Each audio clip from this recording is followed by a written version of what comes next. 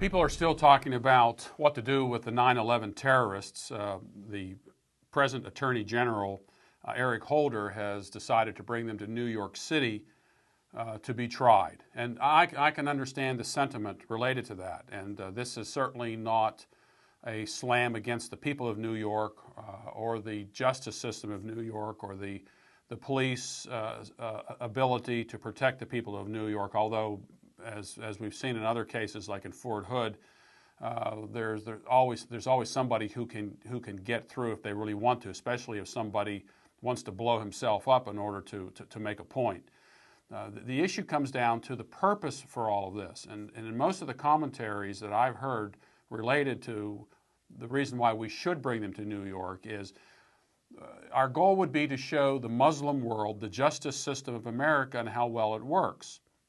And again, I see that as something very important, and it is something that America does stand for. But like so many things, nothing is perfect, and there are people out there with ulterior motives who will use such freedom to to propagate their particular point. But there are some other questions I have.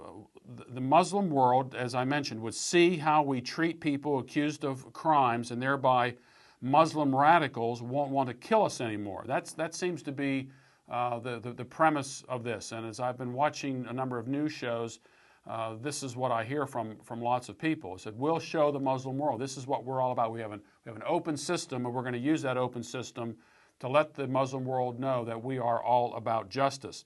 Now, in a rational world, such a theory might work. But we don't live in a rational world. And because we're dealing with people who don't see justice in the same way that we do. We've had the Nuremberg trials, and even related to communist nations like the former Soviet Union. There was still this idea that there was the semblance of the same type of Christian worldview, even during Nuremberg.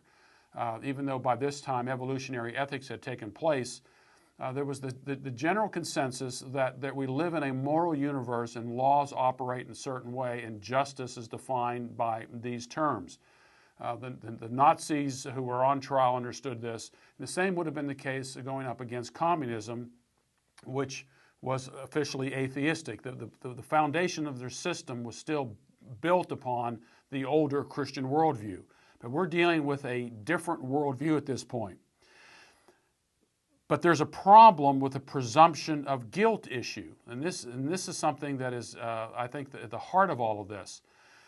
In America, when you go into a courtroom, when you're a defendant and you're accused of a crime, you are presumed to be innocent. It is the job of the state to prove your guilt.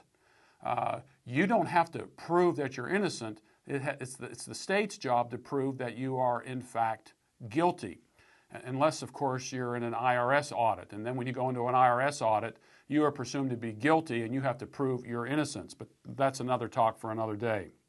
So, when the 9/11 defendants enter the New York courtroom, in terms of our judicial system, they are innocent. They will be afforded all the legal protections our courts allow. Good attorneys will use all of those protections to defend their clients, and these 9/11 defendants will, in fact, have very good attorneys. So as soon as they enter the courtroom, they are presumed to be innocent. Everything that they've said in the past at this point, it's going to be up to the state to prove that those confessions or willing to die or wanting to be executed may turn out to be inadmissible. Because the basis of our court system today is you have to be, before you offer any information, you have to be Mirandized. You have to be read your rights and understand those rights. These things took place in a time of terrorism. These aren't American citizens. So I want you to keep this in mind.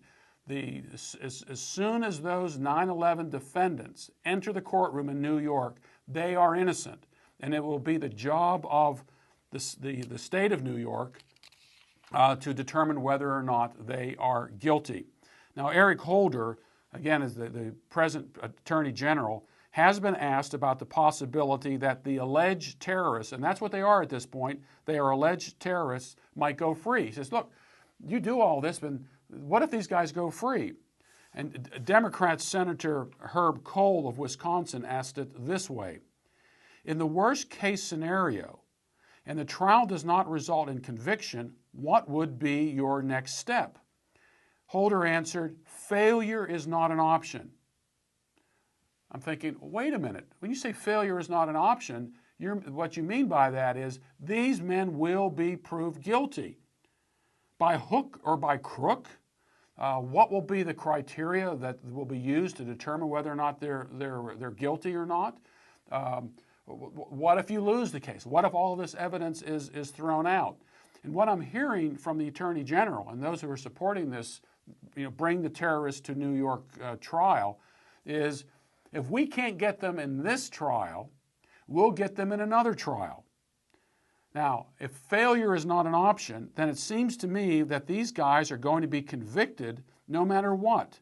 If it can't be done with the first trial, they'll get them in some other charges in a later trial. They'll be tried until they're fried. And Holder is assuming that these alleged terrorists are guilty before they go to trial, and they are to be found guilty come hell or high water. Now, how is this a testimony to the Muslim world? You're sitting over in a Muslim world and you're watching through satellite or on the internet, and you're listening to Eric Holder and say, I would be saying, look, these guys are going to get it anyway. This is just a sham. This is a show trial. They're just going to use the court system here to convict these people, but they're going to use this is going to be a facade. This is just designed to give the impression that they're dealing with justice. They believe they're guilty, and they're going to use every means in their bag of judicial tricks to show that they are guilty. Going to court is treacherous these days. You never know the outcome. And I can remember back in 1987 when our family was going to Myrtle Beach for the week. And in 1987, it was the Iran-Contra hearings with Oliver North. The Democrats said, hey, let's put this on television. We'll devastate the Reagan administration. And what happened is that Oliver North ended up embarrassing the Democrats.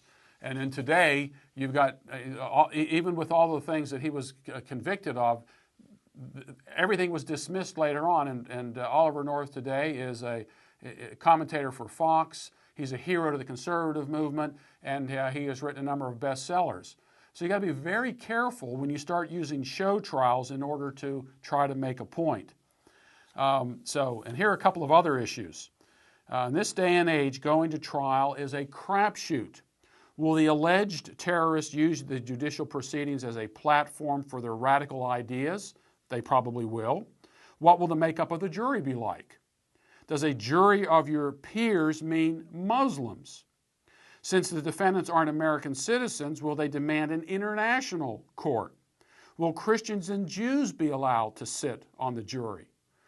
There are 1.4 million Jews living in the New York metropolitan area.